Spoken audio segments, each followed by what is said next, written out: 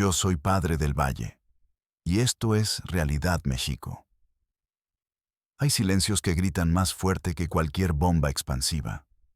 Silencios que no son la ausencia de ruido, sino la presencia aplastante de una verdad inconfesable.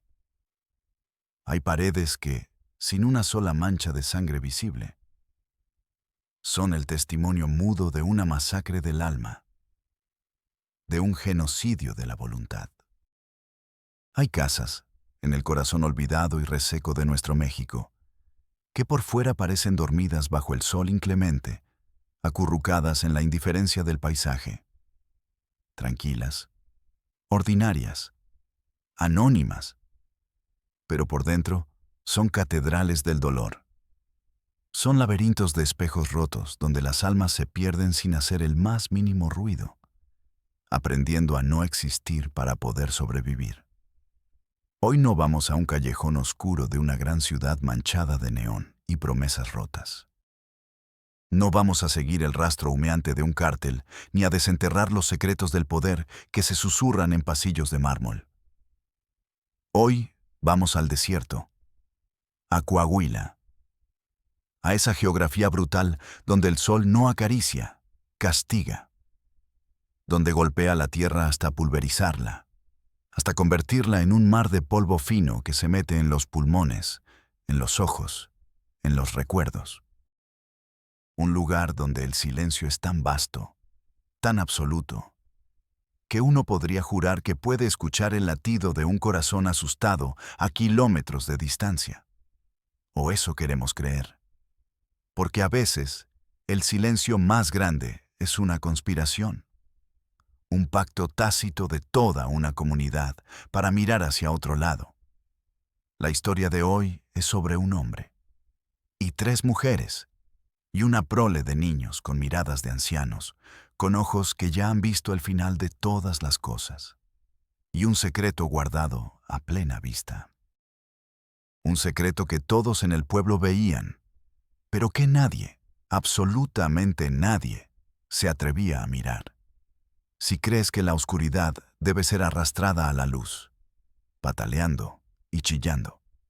Si crees que estas voces, ahogadas por el miedo, la costumbre y una teología retorcida, merecen ser escuchadas. Suscríbete, porque cada suscripción es un par de ojos más, un par de ojos que se niegan a ser cómplices, un par de ojos que eligen ver. Comenzamos. El pueblo no tenía un nombre real en los mapas oficiales, esos documentos burocráticos que dibujan líneas rectas sobre paisajes que son todo menos simples. Los locales, con esa sabiduría áspera y sin adornos que da la tierra, lo llamaban polvo seco. Y el nombre no era una metáfora poética, era una descripción literal, cruel y precisa. Era una colección de casas de adobe y bloque de hormigón, dispersas sin orden ni concierto a lo largo de una cicatriz de terracería que alguna vez fue una promesa de carretera. Una promesa que el gobierno, como tantas otras, había olvidado tan pronto como la hizo. El polvo lo cubría todo con una pátina de abandono y de tiempo detenido.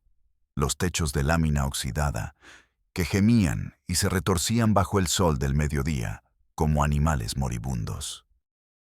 Las ventanas rotas, parchadas con cartón manchado o simplemente abiertas al viento como bocas desdentadas y mudas. Las esperanzas marchitas de la gente, que se parecían demasiado a las plantas resecas que se aferraban a la vida en los patios. A ese lugar, a ese final del mundo, llegó Carmen Mendoza en agosto, cuando el calor era una bestia tangible que aplastaba el aire y hacía que el horizonte vibrara. Era maestra, recién egresada de la Normal, con el título todavía oliendo a tinta fresca y el corazón rebosante de una inocencia tan brillante y frágil que el desierto, con su sed milenaria, pronto se encargaría de arrancarle y hacerla polvo. Le asignaron la escuela primaria Benito Juárez. Un nombre demasiado grande, demasiado solemne. para un edificio de 2 salones, con el techo lleno de goteras que dibujaban mapas de humedad en el yeso y las paredes descascaradas que revelaban capas de pintura de colores tristes, como los anillos de un árbol de la desidia. Tenía 12 alumnos en total, 12 almas de edades dispares, desde los 6 hasta los 11 años, todos juntos en el mismo salón, aprendiendo a trazar la letra A, mientras otros luchaban con la tabla del 7. 12 niños con miradas viejas, miradas de quien ha visto demasiado y entendido aún más. Niños que parecían haber vivido 100 años de sequía en sus cortas vidas. Entre ellos, había una familia que era un mundo aparte. Un satélite oscuro girando en su propia órbita de silencio. Los Rivas, 5 niños de la misma casa, un bloque compacto y hermético en medio del murmullo infantil. Eran diferentes. No era solo que fueran callados, eran ausentes. Sus cuerpos estaban sentados en los pupitres de madera astillada, pero sus mentes parecían estar en otro lugar.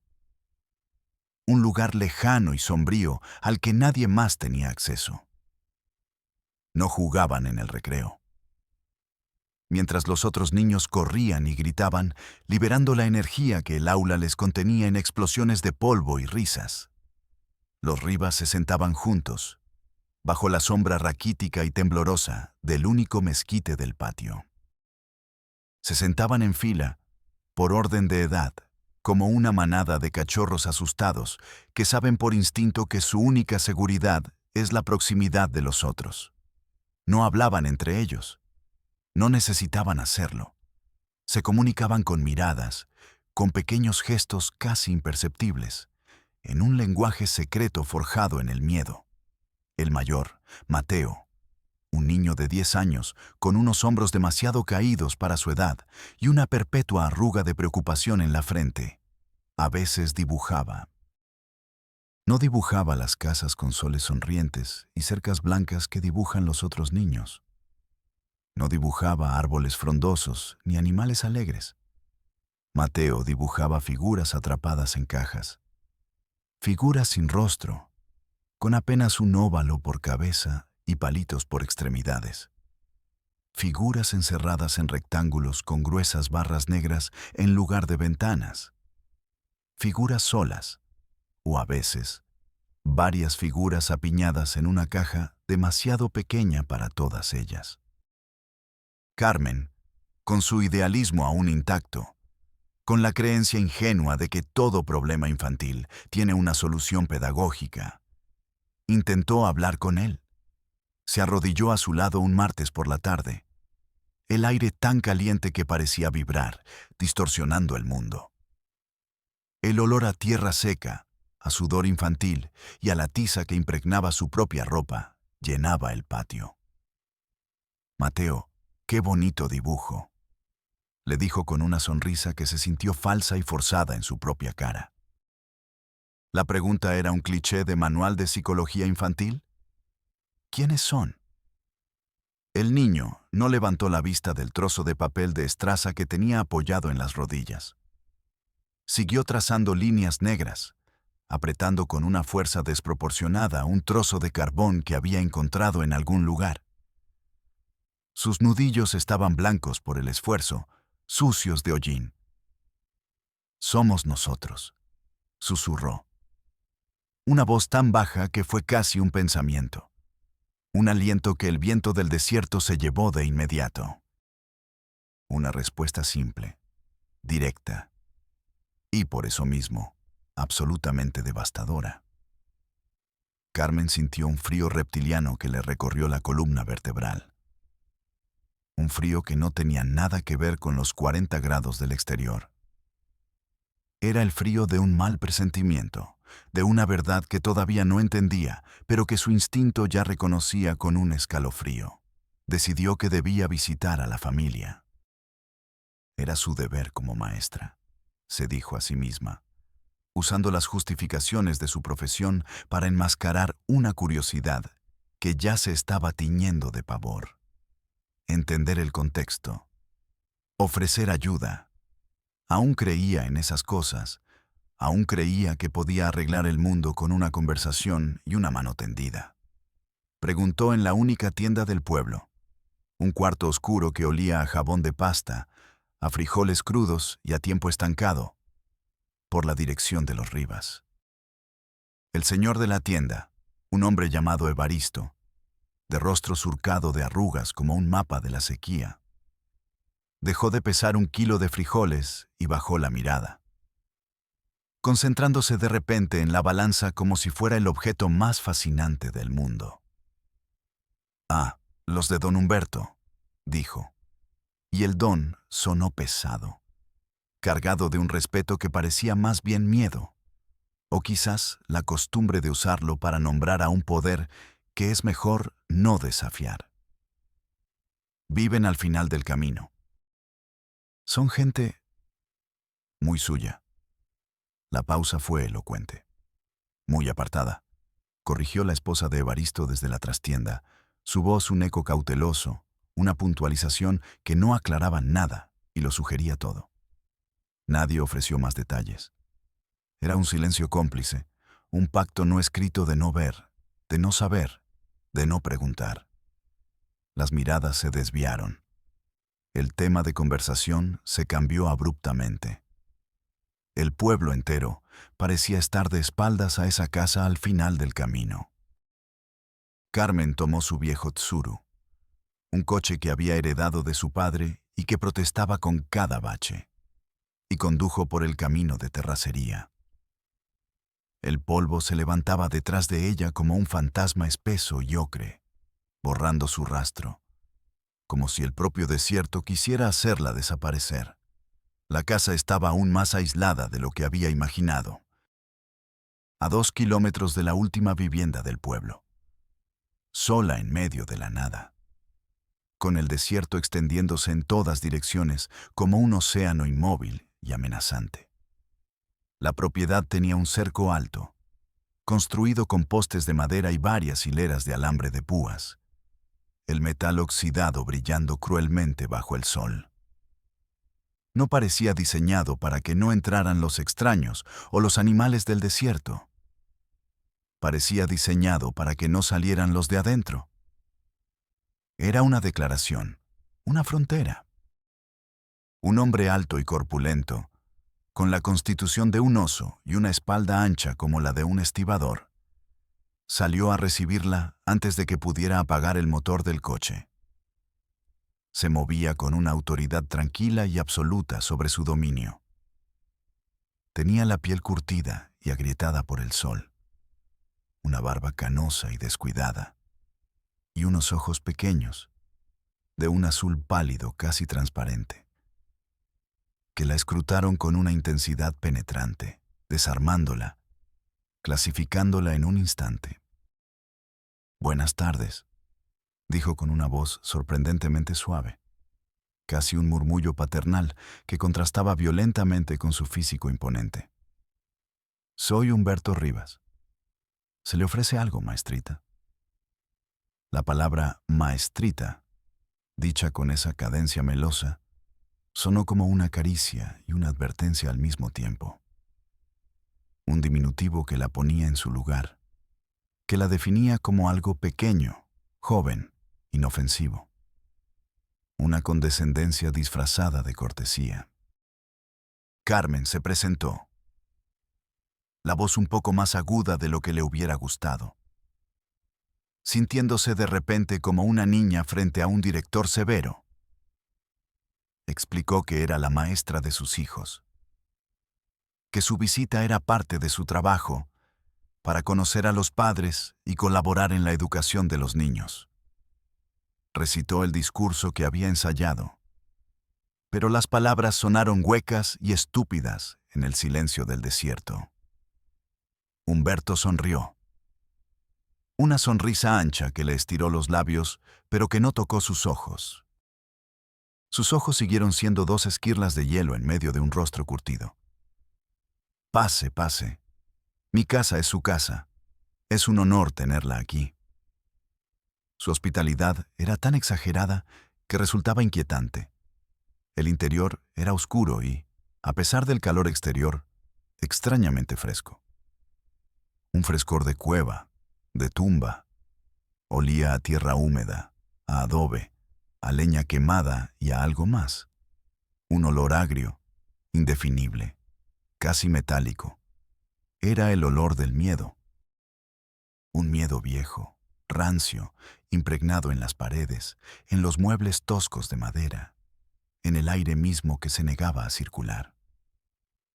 En una esquina del salón principal, sentadas en sillas de madera de respaldo recto, como si estuvieran posando para un retrato macabro, había 3 mujeres. Una era mayor, de unos 40 y tantos años, con el cabello recogido en una trenza canosa y la mirada perdida en una grieta del suelo de tierra apisonada. Sus manos, encallecidas y quietas, descansaban sobre su regazo como 2 pájaros muertos. Otra era más joven, quizás de 30, delgada hasta la fragilidad, con pómulos afilados y una piel pálida a pesar del sol del desierto. Mecía a un bebé en brazos, con un movimiento automático, rítmico, desprovisto de ternura, como un metrónomo, y la tercera era una adolescente. No tendría más de 16 o 17 años. Su rostro aún tenía la redondez de la infancia, pero estaba visiblemente embarazada. Su vientre una contradicción violenta con su juventud. Una protuberancia que parecía ajena a su cuerpo frágil. «Mis mujeres», dijo Humberto, la voz inflada con un orgullo posesivo que a Carmen le erizó la piel. «Elena, mi sobrina, Sofía, mi prima, y Lucía, mi hija». Lo dijo con una naturalidad que helaba la sangre, como quien presenta a su ganado, a sus posesiones más preciadas. Sobrina, prima, hija. Las 3 palabras resonaron en el aire espeso de la habitación, despojadas de su significado familiar y convertidas en simples etiquetas de propiedad. Ninguna de las 3 mujeres levantó la vista. Ninguna dijo una palabra. Ninguna hizo el más mínimo gesto de saludo. Eran como estatuas de sal, prisioneras de una inmovilidad absoluta, una quietud que solo se aprende a través de un terror prolongado. Humberto dominó la conversación, llenando cada resquicio de silencio con su voz suave y resonante. Hablaba de la maldad del mundo exterior, de la corrupción de las ciudades, de cómo él, en su sabiduría, las protegía de todo eso. Hablaba de su familia como un refugio, un arca en medio del diluvio de la modernidad y el pecado. Usaba palabras de la Biblia, las retorcía, las convertía en barrotes para su jaula. Se presentaba a sí mismo como un patriarca de los tiempos antiguos, un hombre justo en medio de una generación perversa, un salvador, un profeta en su propio desierto. Carmen apenas lo escuchaba. Sus ojos iban de una mujer a otra, a los niños que se asomaban con cautela desde el umbral de otra habitación, con los ojos muy abiertos, como animales del bosque que observan a un intruso. Y entonces entendió lo que Mateo dibujaba. Las figuras sin rostro, las cajas, las barras. No era una casa, era una jaula. Una jaula perfectamente construida con las paredes invisibles pero inquebrantables del miedo, el aislamiento, la dependencia económica y una teología del terror. Se despidió con una excusa torpe sobre tener que preparar las clases del día siguiente, sintiendo una necesidad física de salir de allí, de volver a respirar aire limpio. La mano de Humberto, al estrechar la suya para despedirla, se sintió como una trampa de acero, grande, callosa y fuerte. Una mano que podía construir y destruir con la misma facilidad. Mientras se alejaba en su coche, levantando de nuevo la nube de polvo, vio por el espejo retrovisor la figura de Humberto en el umbral de la puerta, inmóvil, vigilando. asegurándose de que la intrusa, la pieza fuera de lugar, se fuera definitivamente. Esa noche, Carmen no durmió. Daba vueltas en la pequeña cama de su cuarto alquilado. Las imágenes se repetían en su mente en un bucle tortuoso. Los ojos vacíos de las mujeres.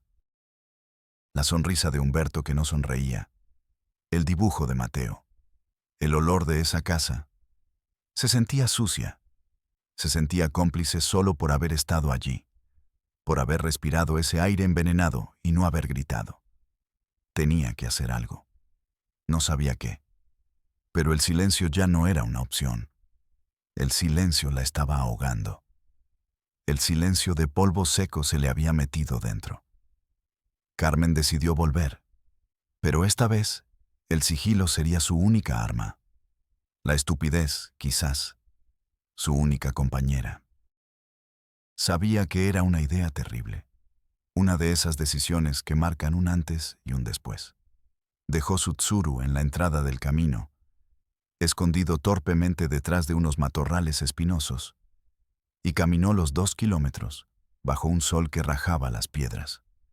El corazón le latía con una fuerza desbocada, un tambor en la caja de resonancia de su pecho que parecía hacer eco en el silencio. Cada paso sobre la tierra crujiente era un acto de desafío, o de una insensatez que podría costarle caro. No estaba segura de cuál. La casa estaba en silencio.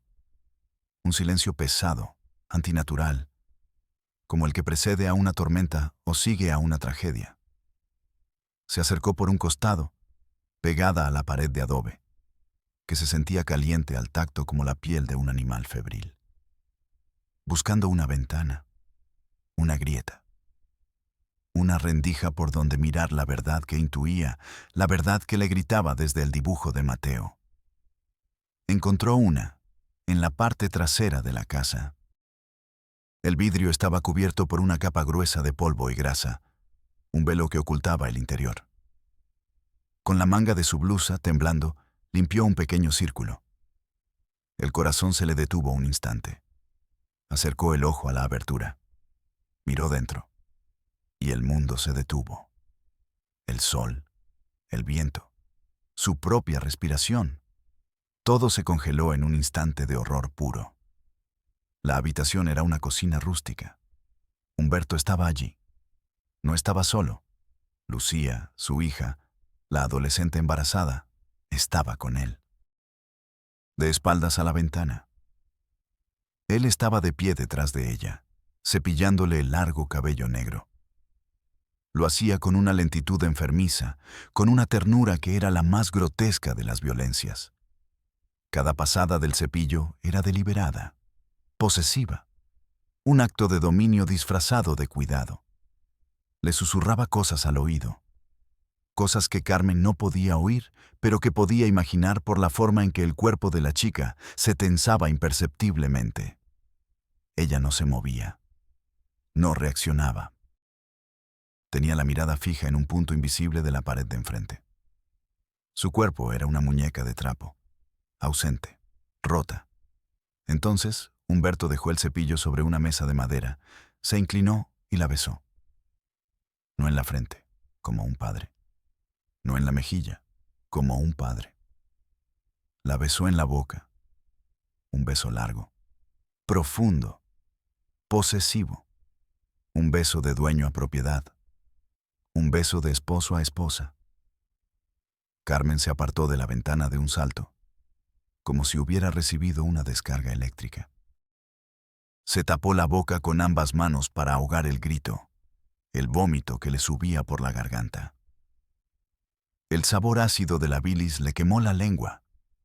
Se apoyó contra la pared de adobe, que ahora se sentía fría a pesar del calor. El aire no le llegaba a los pulmones. El paisaje desértico se balanceaba, temblaba, perdía su forma. Las piernas no la sostenían. Se deslizó hasta el suelo, quedando sentada sobre el polvo seco que se le pegó a la piel sudorosa. ¿Sobrina? Prima. Hija. Las palabras de Humberto resonaron en su cabeza, pero ahora tenían un filo cortante, una claridad monstruosa. Mis mujeres. No era una forma de hablar. No era una figura retórica. Era literal. Era el organigrama de su harén. Cuando recuperó un poco el aliento, cuando el mundo dejó de girar, se obligó a levantarse. Una fuerza oscura, una necesidad de saberlo todo, de ver el cuadro completo de la atrocidad. La empujó de nuevo hacia la ventana. No podía irse con la mitad de la historia. Volvió a asomarse, el corazón como un pájaro enjaulado batiéndose contra sus costillas. La escena había cambiado. Ahora, Elena y Sofía también estaban en la cocina. Se movían con una eficiencia silenciosa, poniendo la mesa para la comida. Pasaban alrededor de la pareja, el padre y la hija embarazada, con una normalidad espeluznante, como si fuera la escena más cotidiana del mundo, como si un padre besando de esa manera a su hija fuera parte de la rutina diaria. No había sorpresa en sus rostros. No había horror, solo una resignación infinita, una aceptación tan profunda que era más aterradora que cualquier grito de protesta. Carmen sintió una náusea profunda, existencial. Esto no era un secreto escondido. Era un sistema, un orden familiar perverso, construido sobre los cimientos del abuso y la manipulación psicológica. Humberto era el sol, el centro de ese universo enfermo. Y ellas eran los planetas, girando a su alrededor en una órbita de terror y dependencia. Entendió la verdad en toda su monstruosa y retorcida simplicidad. No eran tres familias viviendo juntas bajo la protección de un patriarca. Era un hombre, con tres esposas, que eran su sobrina, su prima y su propia hija. Los niños no eran primos entre sí, eran hermanos, todos hijos del mismo padre. Se levantó como pudo, las piernas temblorosas como las de un recién nacido. Corrió. No miró atrás. Corrió por el camino de terracería, tropezando con las piedras, sin sentir el dolor.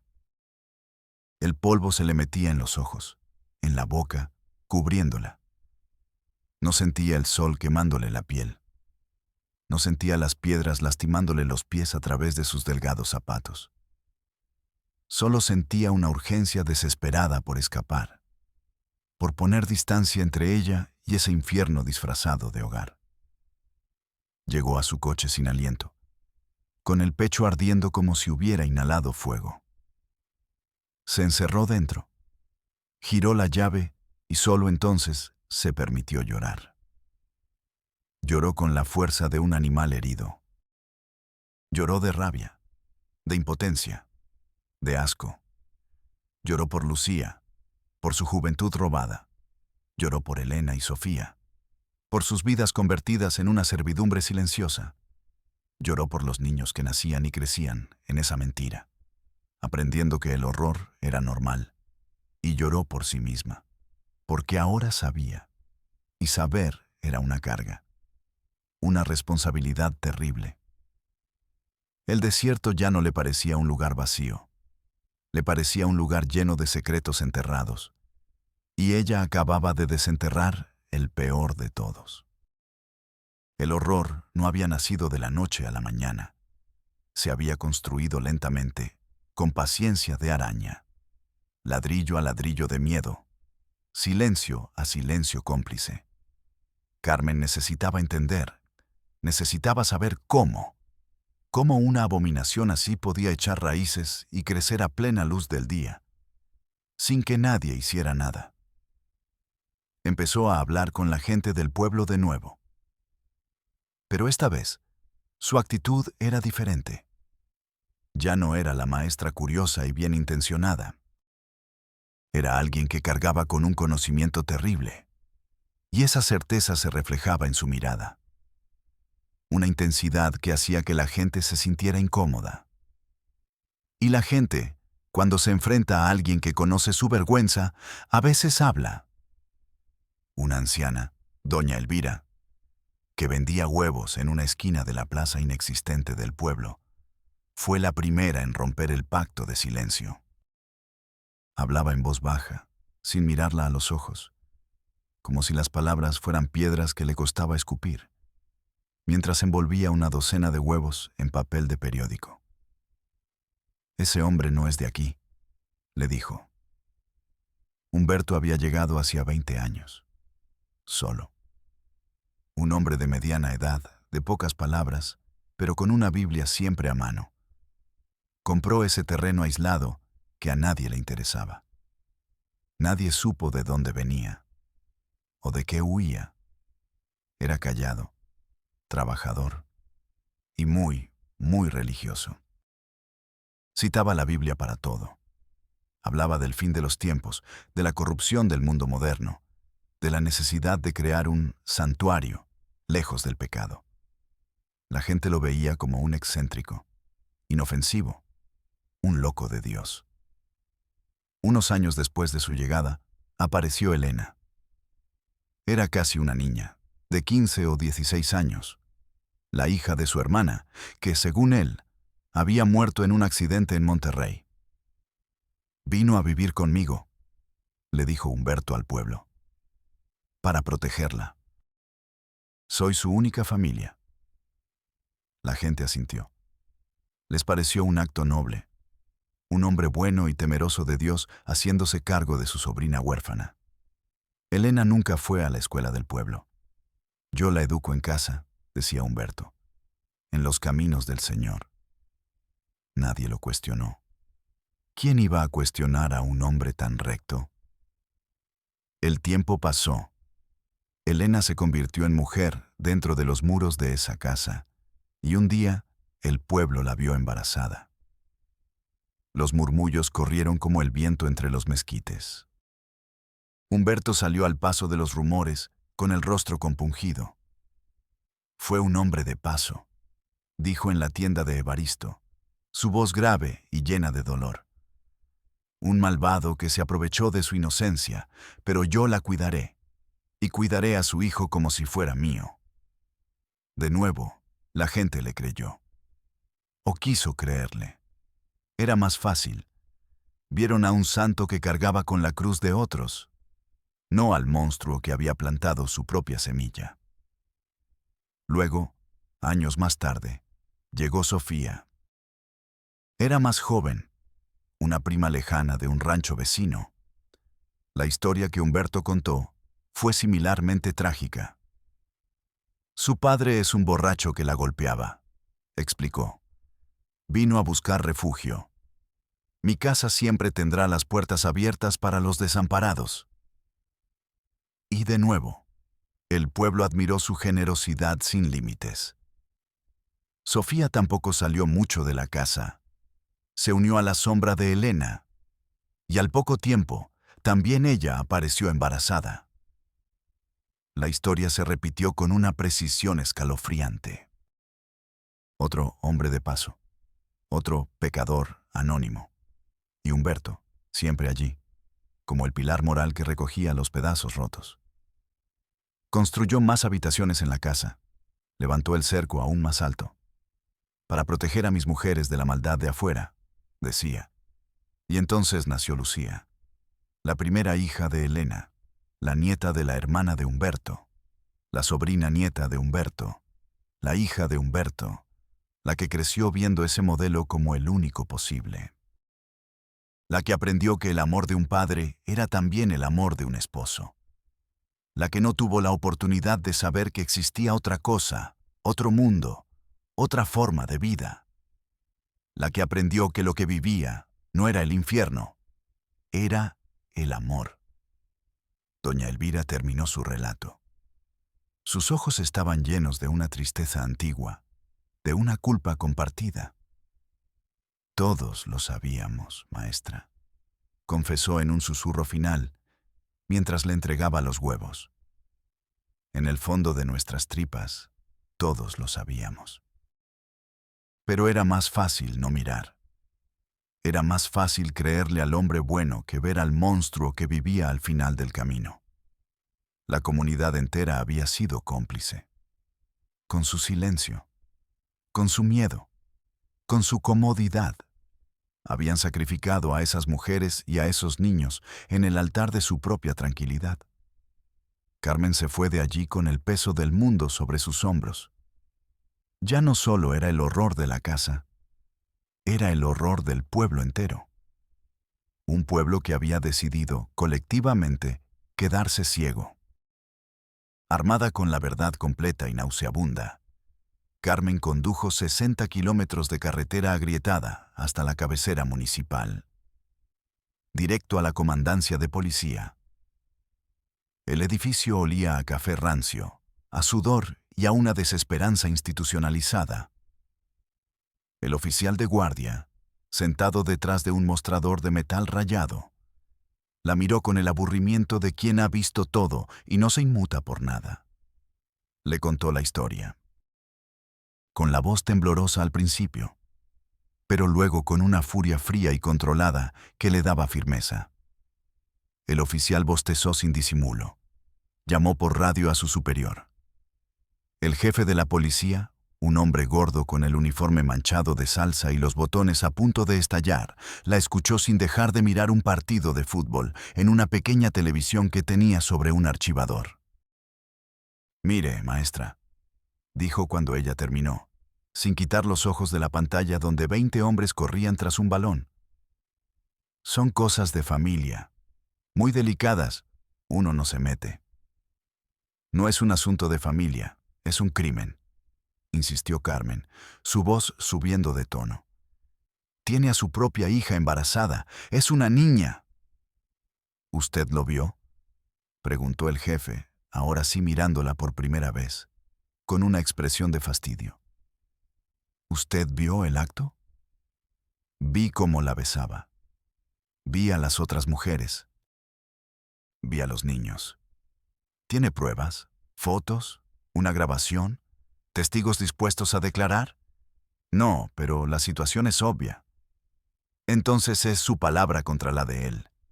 Y déjeme decirle, don Humberto es un ciudadano respetado, un hombre de Dios. Nunca ha dado problemas. Usted es nueva aquí. A lo mejor no entiende cómo son las cosas en el campo». La estaba desestimando, invalidando, tratándola como a una histérica de la ciudad que no entiende las costumbres locales. «Por favor», suplicó ella, sintiendo cómo la desesperación le cerraba la garganta. «Vayan a la casa. Solo vayan. Hablen con las mujeres, a solas». El jefe suspiró, un sonido largo y exasperado, como si le estuviera pidiendo el mayor de los favores. Está bien, para que no diga. Mandaré una patrulla a echar un ojo cuando haya tiempo. Ahora, si me disculpa, está por empezar el segundo tiempo». Carmen salió de la comandancia sintiendo que había chocado contra un muro de concreto y apatía. La indiferencia era un arma más poderosa que cualquier cerco de alambre de púas. El frío metálico del fracaso le llenaba la boca del estómago. Sus manos, al tomar el volante, temblaban de pura rabia. No se dio por vencida. Al día siguiente, fue al DIF municipal. La oficina era un pequeño cuarto en la parte trasera del edificio de la presidencia municipal.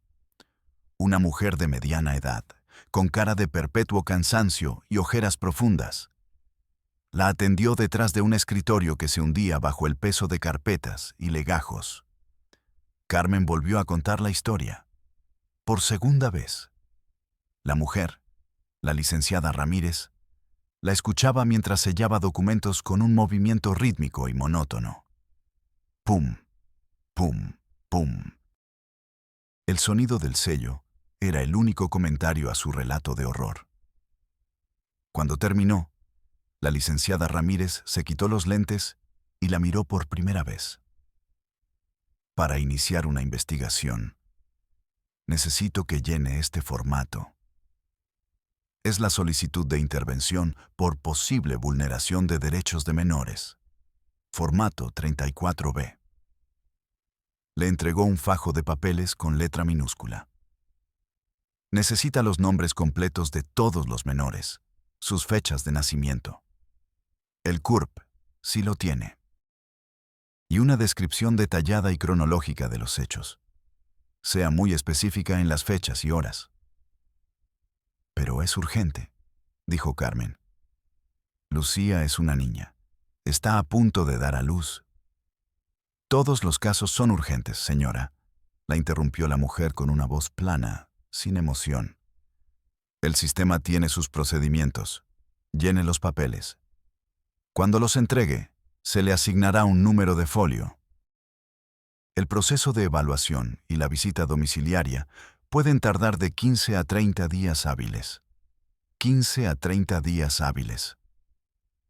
En la jaula de Humberto, eso era una vida entera. El sistema no buscaba justicia. Buscaba ordenar el horror en carpetas, clasificarlo, archivero, ponerle un sello y pasarlo al siguiente escritorio. Carmen pasó toda la noche llenando los formularios. Cada casilla en blanco era una burla. Cada pregunta burocrática, un insulto a la tragedia que intentaba denunciar. Relación del menor con el presunto agresor. Escribió padre. Y la pluma casi le perfora el papel. Entregó los documentos al día siguiente. Recibió su número de folio. Una serie de dígitos que representaban a 5 niños y 3 mujeres atrapadas en el infierno. Pasó una semana. Nada. Llamó al DIFE. Su caso está en el departamento de análisis, le dijo una voz anónima. Pasaron 2 semanas. Nada. Volvió a llamar. Seguimos en el proceso de verificación de datos. Tenga paciencia. La paciencia se le estaba acabando junto con la esperanza. La imagen de Lucía, de su vientre, de su mirada vacía, no la dejaba dormir. Decidió escalar. Gastó el poco dinero que tenía en un boleto de autobús a Saltillo, la capital del estado, a la Fiscalía General. Después de horas de espera en pasillos grises que olían a cloro y a vidas rotas, consiguió una cita con un agente del Ministerio Público. Un hombre joven, de traje y corbata, que parecía más interesado en las notificaciones de su celular que en ella. Carmen relató todo de nuevo. Por tercera vez, su voz ya no temblaba. Era dura, precisa, acusadora. El agente escuchó, tecleando ocasionalmente en su computadora. Al final, se recargó en su silla de cuero sintético y la miró. Señora Mendoza, aprecio su preocupación cívica, pero lo que me describe, sin una denuncia directa de alguna de las víctimas, es muy difícil de judicializar. Es un caso de dinámica familiar atípica, en el peor de los casos. ¿Dinámica familiar atípica?, repitió Carmen, incrédula, el volumen de su voz subiendo peligrosamente. ¿Llaman así a la violación sistemática, al incesto, a la esclavitud?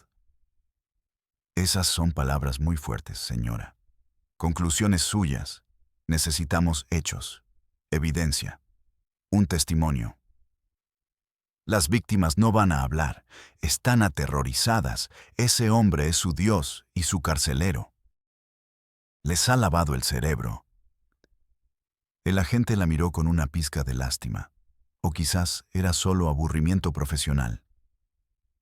Mire, lo que podemos hacer es enviar un exhorto al DIFE municipal para que agilicen la visita domiciliaria.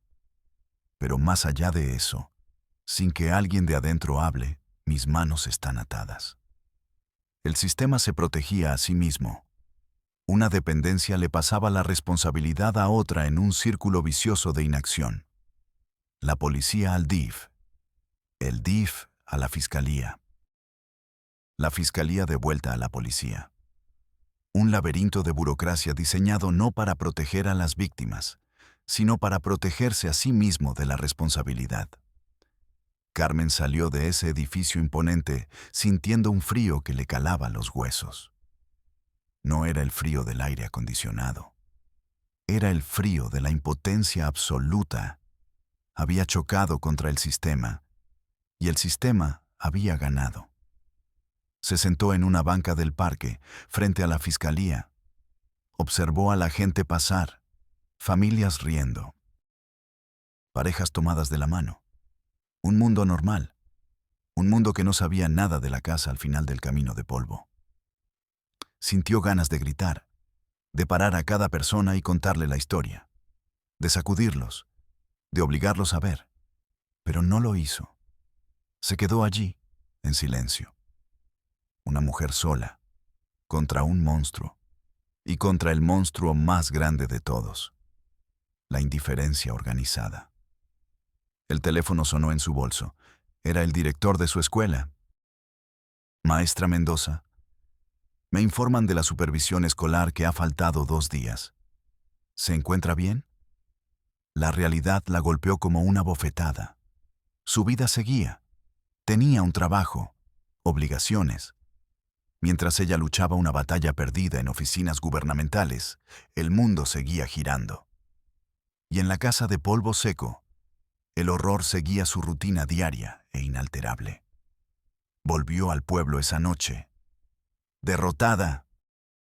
Mientras pasaba por la comandancia municipal, vio al jefe de policía cenando tacos en un puesto de la calle.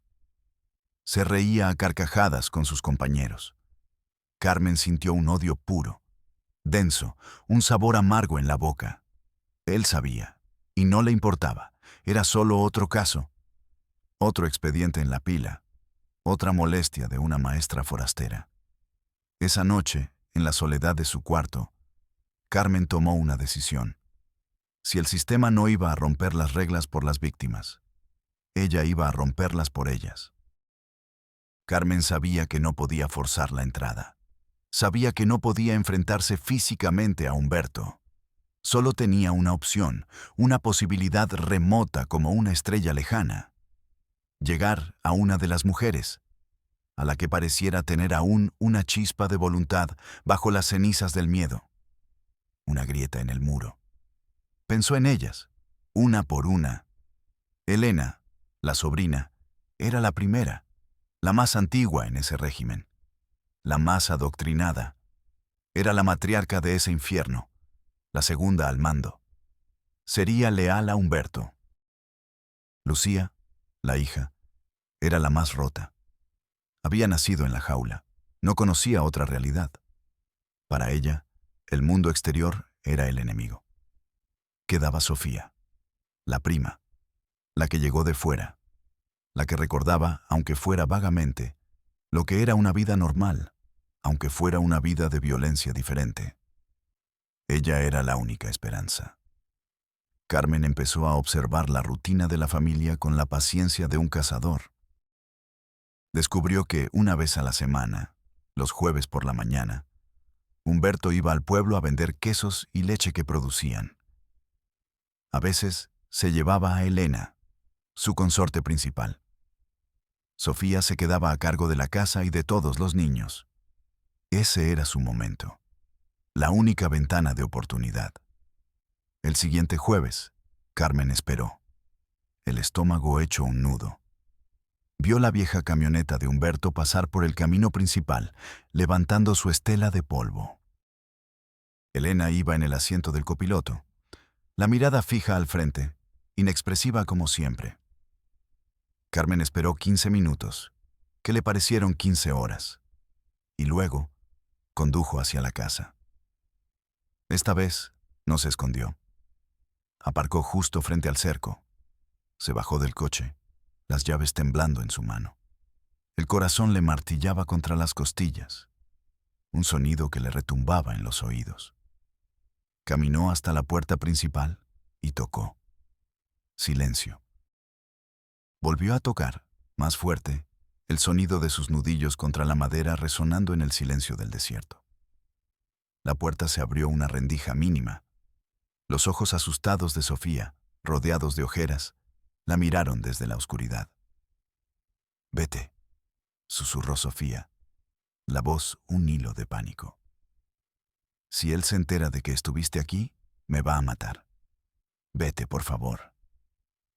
«No vengo a hacerte daño», dijo Carmen, manteniendo la voz baja y suave, tratando de transmitir una calma que no sentía. «Vengo a ayudarte». «Nadie puede ayudarnos», respondió ella, y en su voz había una resignación tan absoluta que casi rompe la determinación de Carmen. «Yo sí, pero tienes que confiar en mí. Sofía, mírame, tú sabes que esto no está bien. Tú recuerdas otra vida. Recuerdas a tu familia, tu antiguo pueblo. Recuerdas un mundo donde los padres son padres y los primos son primos». Los ojos de Sofía se llenaron de lágrimas que no se atrevían a caer. «No hables, por favor, no hables. No tienes que vivir así», insistió Carmen, acercándose más a la rendija. «Los niños no tienen que crecer así. Hay otro mundo ahí fuera. Un mundo donde no tienes que tener miedo cada segundo del día. Donde tu cuerpo es tuyo. Donde tus hijos pueden ser solo tus hijos y no otra cosa». Cada palabra era una llave, intentando abrir una cerradura oxidada por años de terror y abuso. Sofía negó con la cabeza, pero no cerró la puerta. Estaba dudando. Y la duda, por pequeña que fuera, era la primera semilla de la rebelión. «No te pido que hagas nada ahora», continuó Carmen, hablando rápido. «Solo quiero que sepas que no estás sola, que hay alguien aquí fuera que sabe la verdad y que no se va a rendir». Sacó un pequeño trozo de papel arrugado de su bolsillo. Era su número de teléfono, escrito con letra temblorosa. «Tómalo. Escóndelo en algún lugar donde él nunca lo encuentre. Si alguna vez, en mitad de la noche, decides que ya no puedes más, llámame. No importa la hora. Juro que vendré por ti y por los niños». Empujó el papelito por la rendija de la puerta. Cayó al suelo de tierra. Sofía lo miró, como si fuera un objeto ardiente, un veneno. Luego, lentamente, con un movimiento furtivo, se agachó y lo recogió. Lo apretó en su puño y cerró la puerta en la cara de Carmen. Carmen se quedó allí un momento, escuchando el sonido de su propia respiración. Luego se dio la vuelta y se fue. No sabía si había funcionado. No sabía si acababa de firmar la sentencia de muerte de Sofía o su billete a la libertad. Los días que siguieron fueron los más largos y angustiosos de su vida. Cada vez que sonaba su teléfono, saltaba. Cada coche que pasaba por la escuela la hacía mirar por la ventana. El silencio del teléfono era una tortura. Una semana pasó. 2. Empezó a perder la esperanza. Quizás el miedo era demasiado fuerte. Quizás la jaula, con su rutina predecible, era, a su manera, demasiado segura. Y entonces, una noche de martes, a las 3:15 de la madrugada, el teléfono sonó. Un número desconocido. Carmen contestó con el corazón en la garganta. «¿Hola?» Silencio. Solo se oía una respiración agitada y entrecortada. «¿Sofía?», preguntó Carmen en un susurro. Un sollozo ahogado al otro lado de la línea. «Me pegó», dijo una voz rota y temblorosa. Descubrió el papel. Estaba escondido en el colchón. «Dice que mañana me va a dar un castigo divino. Me va a matar. Tienes que ayudarnos». La esperanza y el terror se mezclaron violentamente en el pecho de Carmen. «¿Dónde estás?», preguntó, ya poniéndose de pie, buscando su ropa en la oscuridad. «Me encerró en el cobertizo de las herramientas. Los niños están en la casa. Humberto está borracho. Se quedó dormido en la mesa de la cocina. No te muevas. No hagas ruido. Mantén la calma. Voy para allá». Carmen no llamó a la policía local. Sabía que era inútil. Una pérdida de tiempo precioso. Marcó directamente el número personal que le había dado, casi a regañadientes. El agente del Ministerio Público en Saltillo. Lo despertó. Soy Carmen Mendoza, la maestra de polvo seco, dijo sin preámbulos. La víctima está dispuesta a declarar. La vida de todos corre peligro inminente. Tienen que venir. Ahora. Quizás fue la urgencia en su voz. Quizás fue la hora de la llamada. O quizás, en el fondo, el agente sabía que este caso era una bomba de tiempo. Pero esta vez, algo fue diferente. No se acerque a la casa, maestra. Por ningún motivo. Mándeme la ubicación exacta por mensaje. Una unidad de la policía estatal va en camino desde la base más cercana, pero están lejos. Tardarán al menos 1 hora en llegar. No hagan nada. 1 hora, en la oscuridad, con un monstruo borracho que podía despertar en cualquier momento. 1 hora era una eternidad. El final no fue como en las películas. No hubo un tiroteo. No hubo un enfrentamiento heroico. Fue algo mucho más triste y silencioso. La policía estatal llegó con las primeras luces grises del alba, sus camionetas avanzando sin sirenas por el camino de terracería. Rodearon la casa con una eficiencia silenciosa. Entraron. Sacaron a un Humberto somnoliento y confundido, todavía apestando a alcohol barato. No se resistió. Solo miraba a Sofía, que estaba detrás de un policía, con una mirada de traición y odio puro que prometía un infierno. Y luego sacaron a las mujeres y a los niños. Parpadeaban bajo la luz del sol naciente, como si salieran de una cueva después de años de oscuridad.